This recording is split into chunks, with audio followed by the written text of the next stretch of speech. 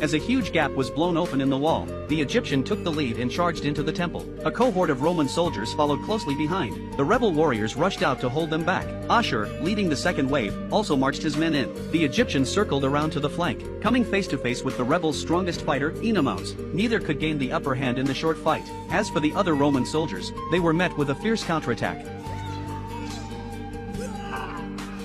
With more and more Roman troops pouring into the temple, Spartacus realized they had to retreat. He and several other key lieutenants stayed behind to cover the escape. Mira led the others toward the tunnel entrance. Just then, Enamos began to struggle against the Egyptians' attacks. Danicus hurried forward to help, kicking the Egyptian away with one foot. He then pulled Enamos back to safety. At that moment, Glaber arrived at the temple too. To buy the others enough time to evacuate, Spartacus grabbed the Greek fire they had prepared in advance. He had already set blazes along the only escape route.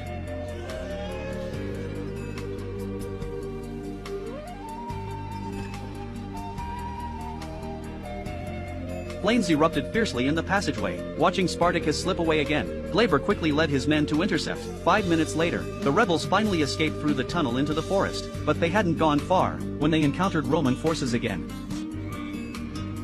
Facing the overwhelming number of Roman soldiers, Spartacus knew they couldn't win in a head-on fight. He began organizing his men to retreat up the mountain. It was the only path leading to Mount Vesuvius. Glaber didn't rush to pursue them when he saw this. He decided to besiege the rebels on the barren mountain, capturing Spartacus in the safest way possible. 3 days after the rebels were trapped, Spartacus returned to the cliff edge to assess the situation. He could see Glaber's army camped at the foot of the mountain. Not far away, soldiers guarded both the temple and the catapults, and the only path up and down the mountain was a narrow trail. Breaking through the siege seemed impossible. Even Spartacus didn't know what to do next. By this time, their food supplies were nearly gone. They would run out of provisions soon. Yet Mira still believed unwaveringly in Spartacus. You'll find a way to see us from this.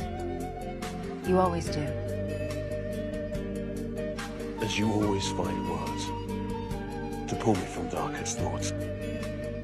A talent I pray your next woman holds.